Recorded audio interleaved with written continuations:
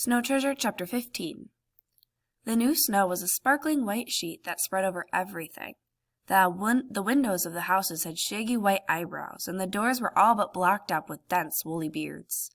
The sunlight scattered handfuls of diamonds over the streets. In the yards were crystal prisms that showed every color of the rainbow where the sun touched the glittering white. Throughout Ryswick was a flurry of snow shoveling the day the blizzard subsided. It commenced from almost the earliest light. On the way to the cave, Peter found the snow knee-deep in places. He would sink into it, but his light sled rode on top or would drop but a few inches below the crest. His team had the rare pleasure of making fresh footprints in the white world of the forest. Only the animals had preceded them, for Per Garson's skis cut across the hills where feet and sleds could not follow. So the new snow showed only the stars of small animal paws, and now and then a round spot where a rabbit may have sat on its haunches. After a time, Peter saw ski marks and noted that several pairs of snowshoes had traveled into the forest that morning. He had an uneasy feeling. The ski trail was not Per Garson's, for he would have come from an entirely different direction. Near the cave, he picked up another trail that seemed to come in a great loop from behind the evergreens at the cave entrance. Then, farther on, the loop set off a shoot the way a branch grows out of a tree.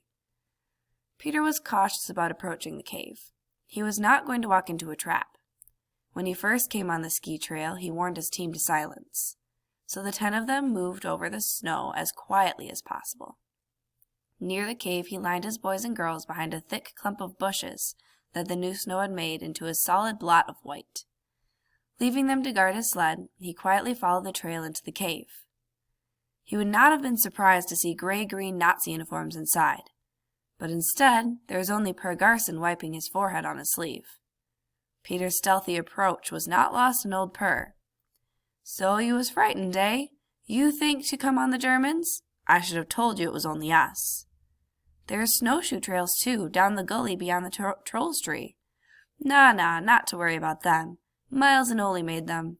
1 hour more, then there'll be trails all the ways you can look, of snowshoes, skis, and of just plain feet. No one could find the way here by following the marks you boys and girls make with your boots and sleds." "Well, I didn't know," Peter said. "I knew you had come across the valley, but I didn't think one pair of skis could make so many trails. And I didn't know about the snowshoes." "I make the many ski trails myself. I make more when you go off." Peter drew out a blue bandana handkerchief and wiped his running eyes. "You thought the Germans knew already about the cave? Not yet, but we must be careful or they'll learn." "So you and Ole and Miles are making a lot of trails so they can't follow?" Peter had to admire the forethought behind this. "And why not? Without them, what could be easier than to know everything? As plain as the noses on their faces would be the way. From all the houses come footprints and sled marks. They all go to one place, to the woods. So if you're a German, what do? You follow the tracks, and they lead you to a cave that is no cave at all, only what was put here by someone with something to hide. Well, what is there to hide? Nothing but these brown bricks. And what are those bricks for? They're not to build a wall. One doesn't wrap such bricks in brown covers. And they're not for the fire. It takes only a minute to slit open the covers. And what do you find? Why, just plain gold. Gold enough to pave a street." It was a long speech for Per Garson, longer than any Peter had ever heard from him. Nor was that all of it either. "And if you think we're going to let the Germans have this gold just by following the footprints that go straight as arrows, you're mistaken, Master Peter." What a vast amount of detail this undertaking required. Why, the grown-ups thought of everything. Peter could not help being impressed with the precautions that were being taken to prevent discovery. He felt that his safety and that of the children was being guarded to the utmost. He felt glad that he knew about this, but Per Garson did not allow him much time for reflection. "Where's your sled?" he asked sharply. Peter replied with a scurry through the door. "It's all right, kids," he called. "Come on and bring my sled."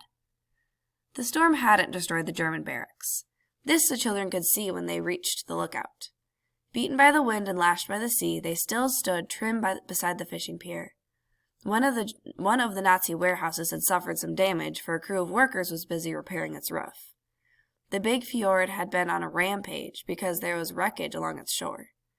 But whether it was German or Norse property that had been carried away, the children couldn't tell. The Nazis didn't know what to make of the storm, Helga decided when her team reached the point where the beach lay spread before her. Peter's team was already there. His boys and girls had lunched and were about to start down the mountain to the Snake. They didn't know whether they'd be drowned like the people in the flood in the Bible, she said. They wouldn't have had time to build an ark. In any event, being housebound for 3 days hadn't improved the commandant's disposition. Peter could see that from where he was watching, the head officer was striding up and down before the barracks. Hands behind his back, he would now and again lift a leather riding crop to shake it at someone who displeased him. Even up at the lookout, they could hear the snarl of his voice. He's telling them they are stupid as Norwegians. Helga had studied a little German and was translating for her team.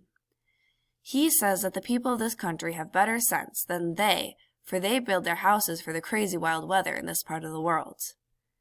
He must think that we have blizzards like this all the time, Peter cut in. Helga went on. He says that if he'd been there when the barracks were started, they wouldn't have had all this trouble.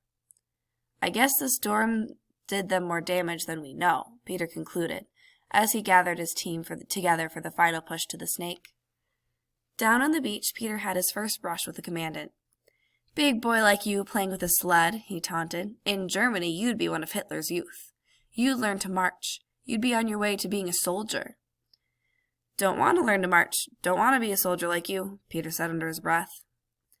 I could use a boy like you, the commandant went on, to polish my boots and bring me shaving water. What about it, boy? Would you like to come here and live in the barracks? Peter, of course, made no reply. The commandant strode over and stood directly above him. Seated on his sled, he began to be afraid that the officer would yank him up by his coat. Speak, boy. Are you dumb? But Peter had no word to say. He was too frightened to speak, even if it were not forbidden. Dumb, stupid cattle, you Norwegians. The commandant turned on his heel. You deserve to lose your country. You're too brainless to defend it. But we'll put an end to this sled riding.